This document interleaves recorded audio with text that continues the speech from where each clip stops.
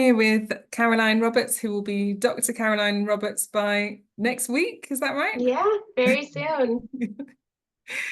And you're at the University of Minnesota Mhm. with Dr. Simmons, who's very well known in the field of intellectual disability and self-injury.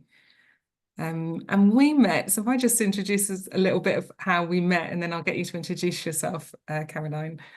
So we met because we write on similar topics. And I think you cited one of my research papers, which I always get excited about. And then when I got to read your research paper, it was specifically about thinking about people with intellectual disabilities who self-injure within the context of their families.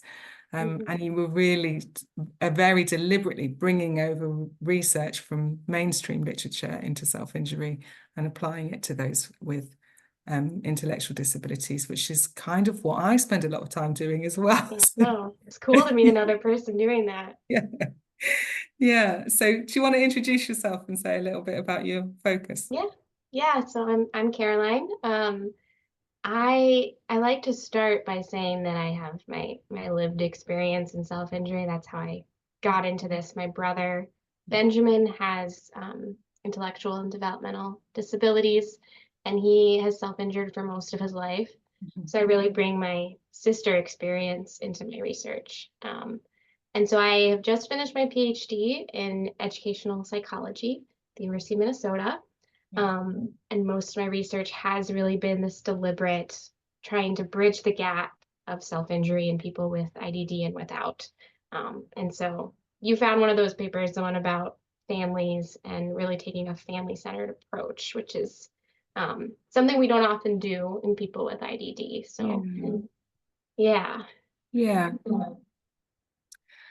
So I guess we're a couple of the few numbers of people who are in this space where we're thinking about self-injury, not from a behavioural, biological approach alone, but also Yeah. thinking about what role emotional overwhelm and adverse experiences has for a young person who's self-injuring. Yeah, so I just find that, in non-suicidal self-injury and people without IDD, that's so often a lot of the conversation is emotion and trauma and all these kind of developmental psychology variables. And so why can't we take some of what we know from that literature and apply it? That's what I was trying to do with this family therapy paper. So, can you say a little bit before I get into your paper, like Mhm. why do you think that's been such a problem? So, like Yeah, you and I are both trying to take mainstream ideas about self-injury yeah. and self-harm and apply them to people with intellectual disabilities. And this is not only rare, it's also controversial. And we were talking just hmm before about the people that we sometimes encounter who get very angry about this and say, no, it's a behavior or it's a result of diagnosis, and it becomes almost offensive to them that we're considering these roles of hmm trauma and emotional overwhelm. Like how have we got here? What do you think that's Yeah. about? I've been wondering that so much myself. I I sort of like to think about the history, like the history of science, Mm, especially from the US context of kind of deinstitutionalization in the US is really not mm. that long ago. So Same if in you think Britain. about, yeah, and if Yeah, you think about kind of the role of people with disabilities in society broadly and how that trickles into the way we do our science and the way that we have our clinical care, I think that has a lot to do with how kind of siloed our care and our research has become. yeah, Yeah, so my the way I'm thinking about it, we have this long history of separating people with disabilities, yeah, and that has led to separate research, separate care. And so, of course, over time, that leads to separate conceptualizations yeah, of behavior and self-injury in particular. yeah, So I'm really trying to like counteract that. So I think the basis of it is like history and yeah, attitudes, absolutely. societal attitudes about disability. Yeah, absolutely. Because one of the barriers that you and I come across a lot in research, which is probably going to sound crazy to somebody in like the general population, is that if you take an idea that's well established in the general population, like the idea that adverse experiences and overwhelming emotion can Mhm. be called a causal factor for self-harm, and you say, well, and then again, and in our field, it's true that that's also established for those with mild or moderate learning disabilities and Mhm. intellectual disabilities. And then you say, well, we're going to assume that that's also true for somebody with a severe intellectual disability. Maybe he's someone who can't speak. Then the research community will say, you can't assume, you have to evidence it. And if you Mhm. don't evidence it, then we have to assume it isn't true. And for us, this feels upside down because why? Like, what is it that's so different for someone with a severe intellectual disability Yeah. that means that something we know is true for humanity as a whole would not be true for them? Like, Mhm. so we get accused of like, you're making assumptions, but it feels like there's a much deeper assumption that for someone with a severe intellectual disability, ordinary received wisdom and evidenced based understanding does not apply unless you Mhm. can evidence it. Yeah. Yeah, and I think what you were saying earlier that we don't do that for any other group. It would be absurd to do that for another group. Yeah, That's such an interesting comparison. yeah, Um, yeah, I was very much trained in my PhD program that what you observe, what you can measure, is what you do your science on.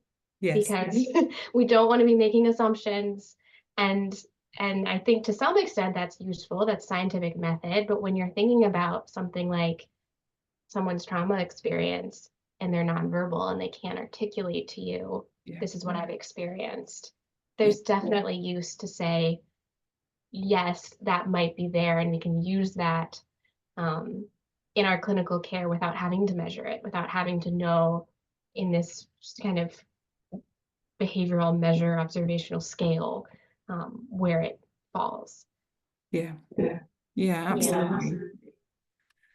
So I guess, the sorts of conversations we're having and the research that we're putting out is pushing back against Hmm. um, a couple of 100 years. I mean, it's not always been like this, right? We're talking Yeah. segregation started in the 1800s, institutionalization started in well, it's not always been around, but we're pushing back against a couple 100 years or more of this idea that if somebody Hmm. has a severe intellectual disability, they are fundamentally different from the rest of Hmm. humanity. Um, Yeah. Yeah.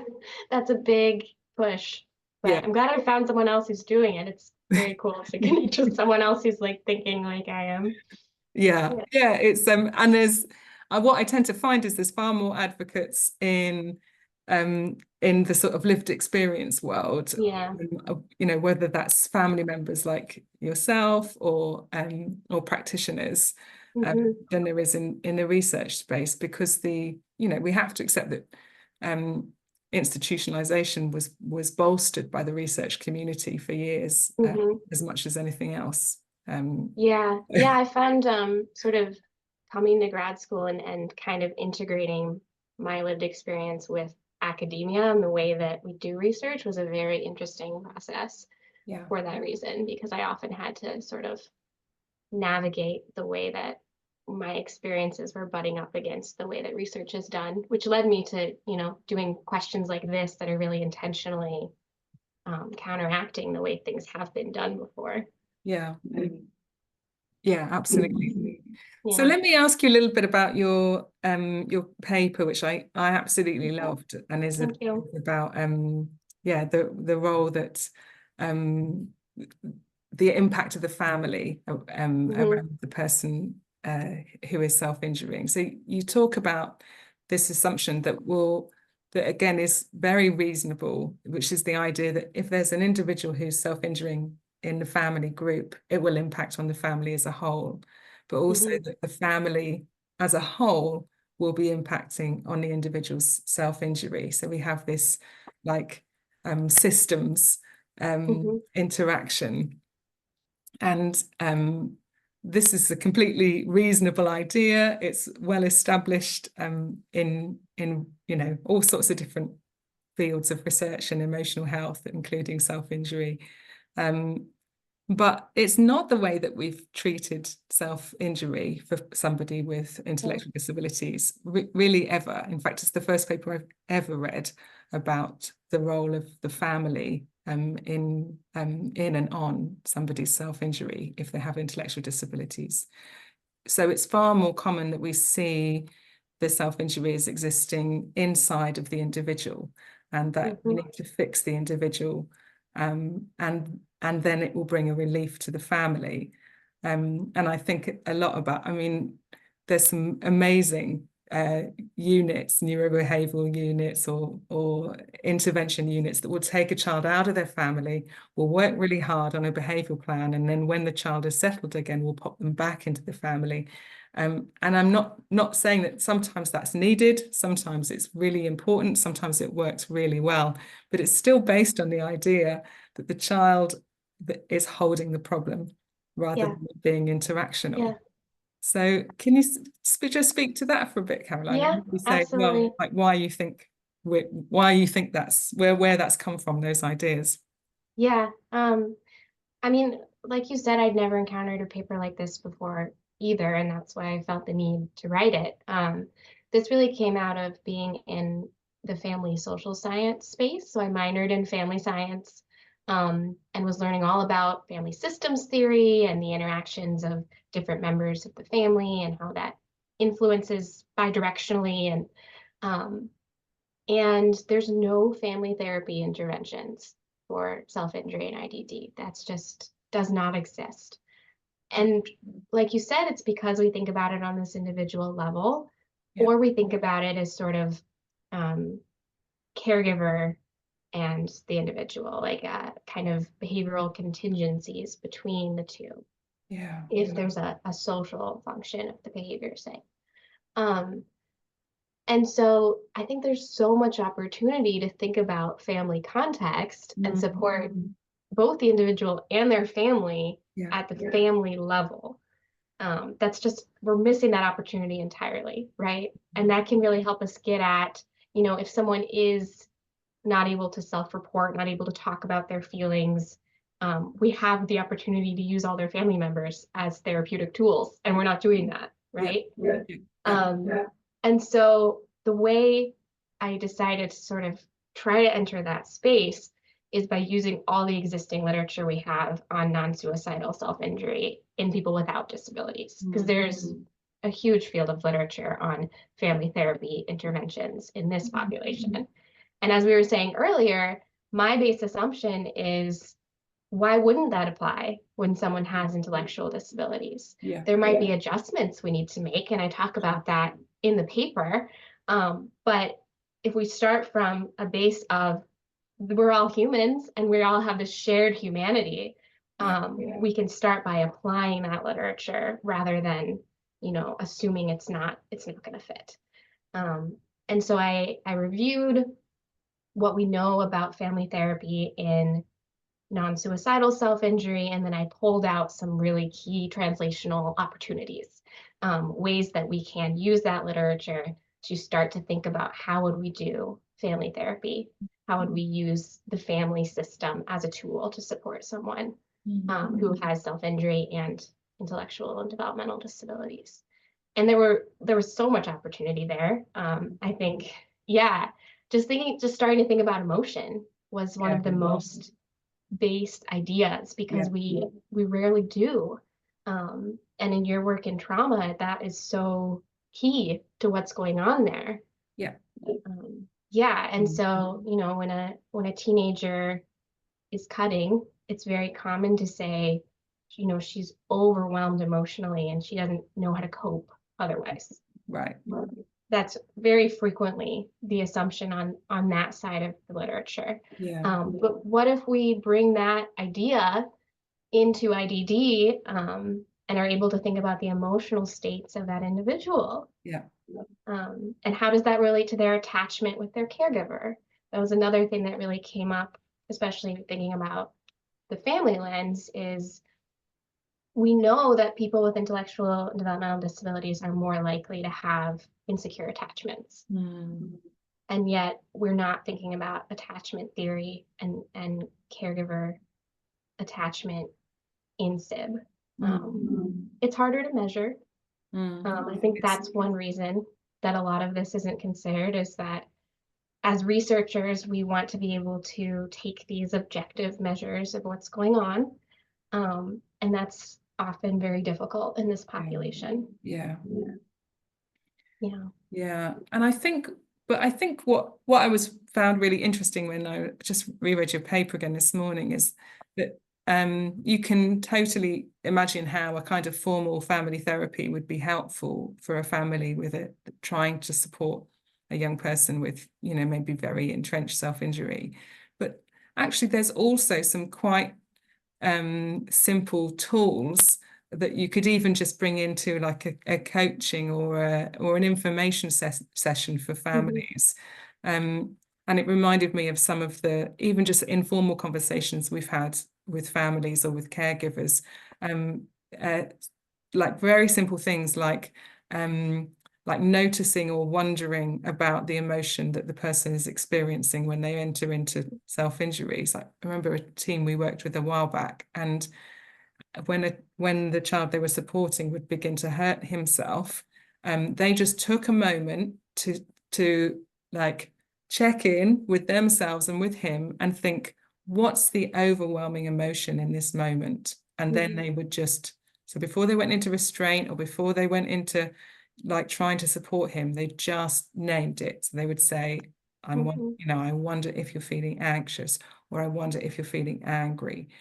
And this consistently helped him quite quickly to stop hurting himself, because he had a word for what he was feeling that was overwhelming him, and he could see that the person supporting him was trying to share it and to validate it.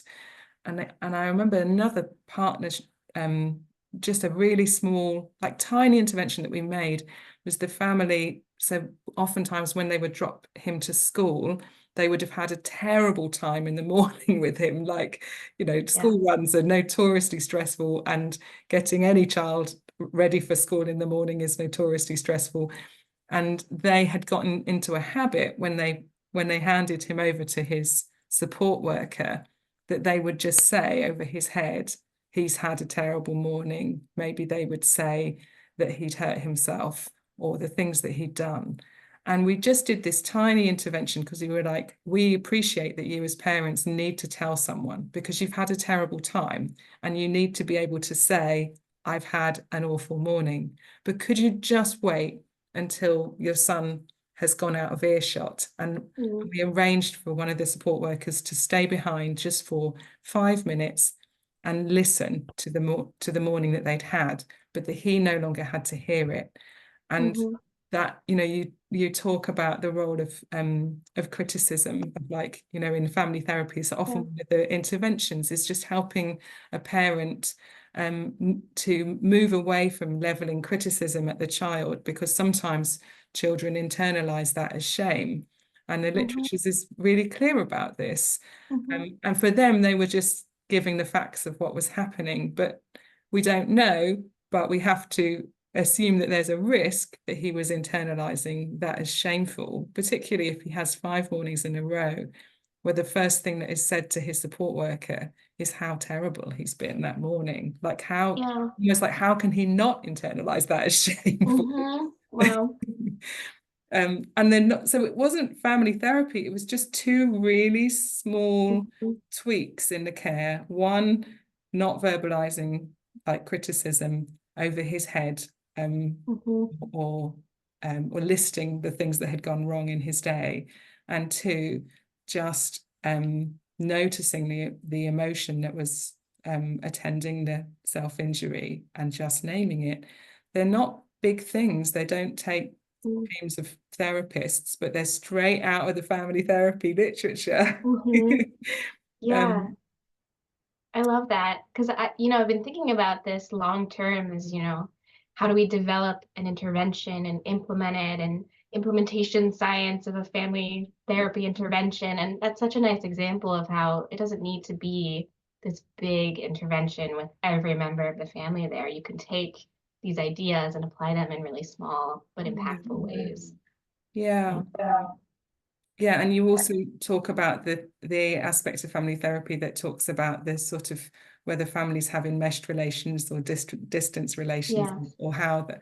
And I just thought about so many families that I've worked with that have either often just to defend themselves emotionally from their Mm-hmm. child's self-injury, either massively distanced themselves emotionally or have become so enmeshed with the child that they can't feel where they end and the child begins. Mm-hmm. And Yeah. both of these are really damaging to relationships. These like two ends of the Mm-hmm. spectrum, aren't they? And I think they it's not a huge job to just begin to talk about that, Mm-hmm. isn't it? And to think about Yeah. the boundary and where it should be, and working that, helping families to reconsider that again. Mm-hmm. Well, and I like how you're conceptualizing this as not just about supporting the individual with IED, but their caregivers, their parents, their siblings, Yeah, anyone in their family as well. And that's another thing that's nice about the family-centered approach is it's very challenging to be a yeah, caregiver for someone engaging in these behaviors. And we also want to support you and what you're going through. yeah. Yeah. And I think one of the things that sometimes can do damage to this for the child is that because caregivers can become aware that maybe a child has associated anxiety with the absence of their Mm. family, they make the decision never to talk about family. So Oh. if the child, yeah, I've noticed it a little bit. If the child asks about family, they'll maybe say something short and they'll move it on because Mm-hmm. they'll be like, well, I can't bring mum in. Like you want Mm-hmm. asking about mum, but mum isn't here, so I'll just move it. Yeah. But actually, most children spend a good amount of time talking about family when they're not there. Mm-hmm. And just not, it doesn't mean that the child has to see mum or dad, but that ordinary conversation of like, where's mummy now? Mummy's at work, and you'll see her at the end of the day. Like Mm-hmm. these conversations aren't as common with somebody who's non-speaking. Um, Mm. and I've in my own research, I noticed that even older, both all of my participants were over the age of 16. And there was some anxiety about where their families were, like just where were they in the world? Because no one would talk to them about Yeah. it. Well, that's very normal for a secure attachment. Yeah, I mean, that's straight out of the attachment literature is this is someone, my attachment figure, and I want to know where they are. yeah, yeah, exactly. And just Yeah. the only conversation that often carers would have with either mum and dad are here or they're not here, but they weren't Hmm. prepared to have the conversation, where are they now? Like Right. that they still And exist I in the even, world. They've not, gosh, yeah. And I think those pieces of work as well, they feel scary to carers, I think. I But even think about, I wrote a little bit in my paper about ways that attachment might look a little bit different when someone has a severe intellectual disability. And one way was object permanence. yeah, Like the idea that you don't necessarily, like your awareness of something that's not right in front of you might be different if you have an intellectual disability. So that then I would expect so much anxiety around where is mom?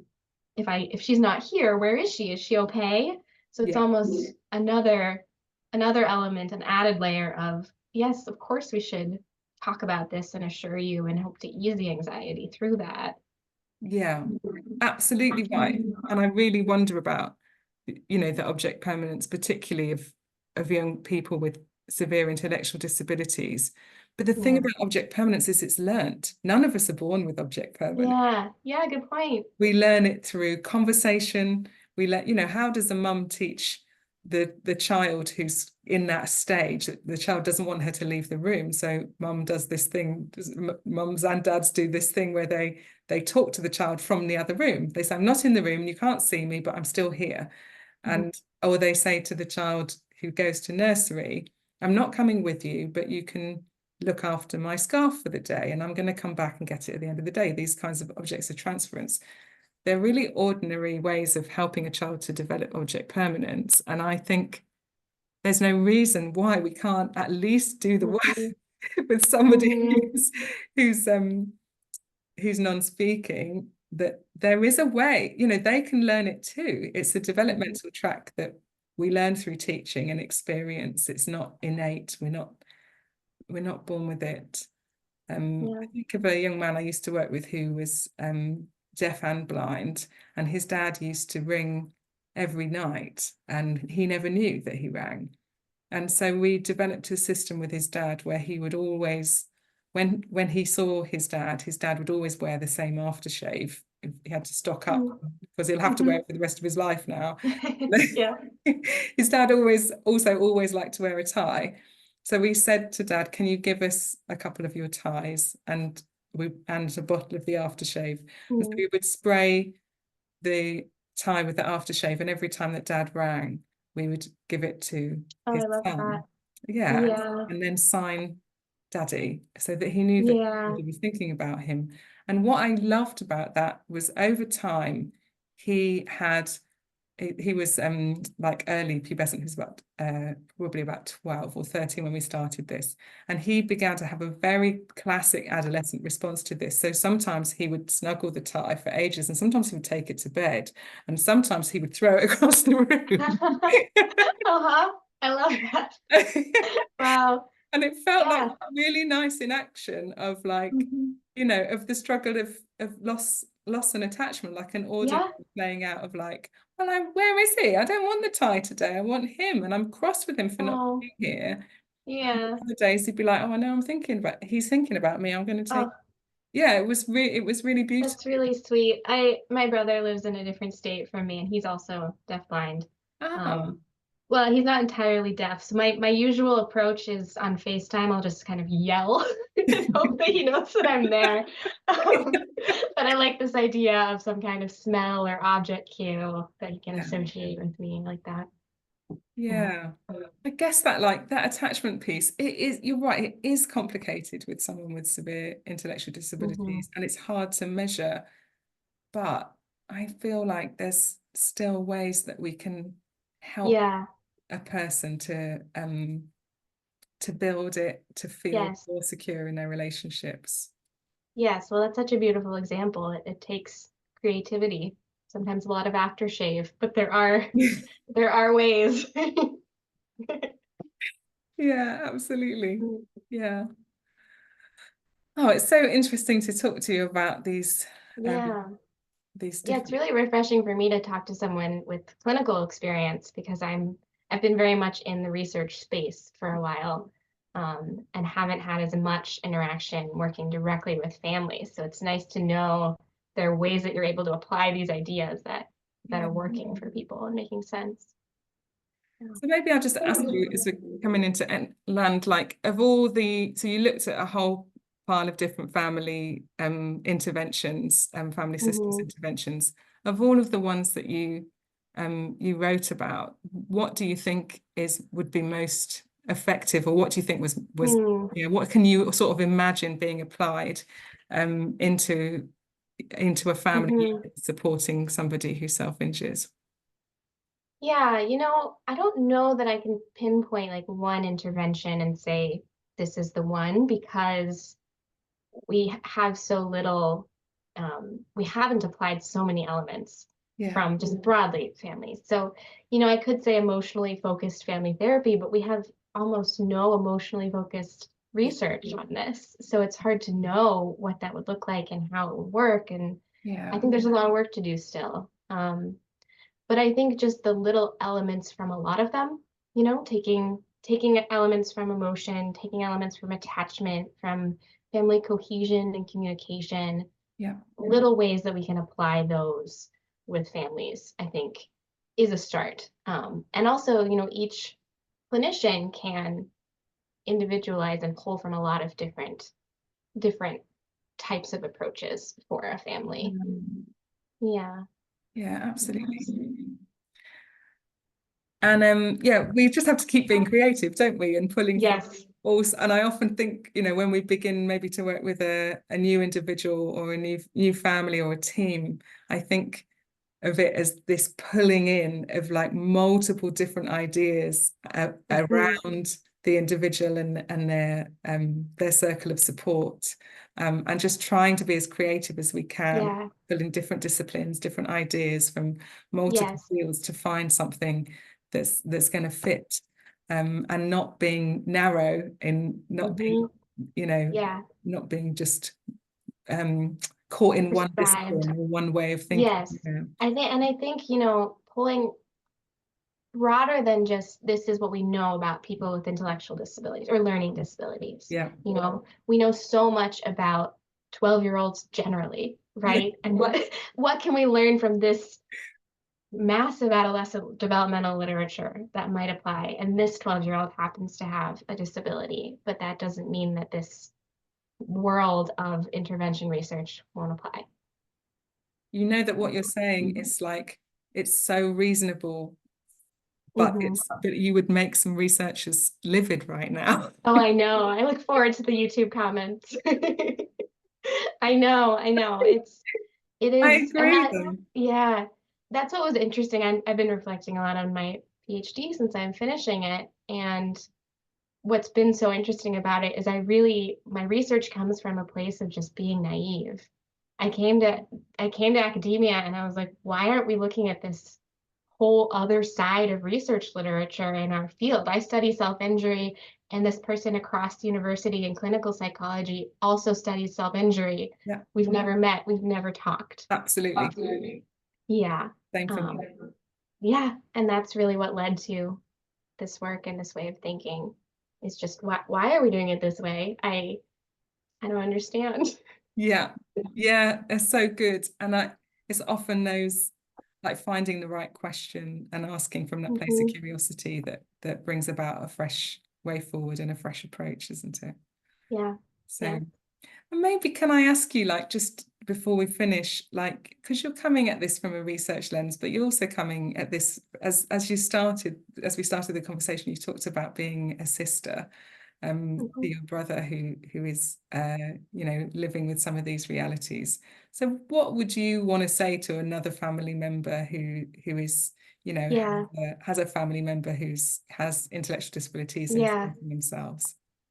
That's a great question, and I appreciate being asked that question. I think as a sister, it's so deeply complex, my relationship with my brother and my family. And there are really hard things and there are really wonderful things. And every family has their own story like that, Yeah, right? And so the more I try to bring in other perspectives and think critically and examine my assumptions, all of that is coming from a place of I really want to honor the complexity of your humanity and your experience, yeah, because I have my own and I know how deeply complex that is and how wonderful and challenging it is at the same time. So I think my message is just, that's why I'm doing this. I'm trying to to honor your lived experience in that way because I really think research and clinical care can do better in that way. yeah. So good. Great note to end on. Yeah, thank you so much. Thank you, Caroline.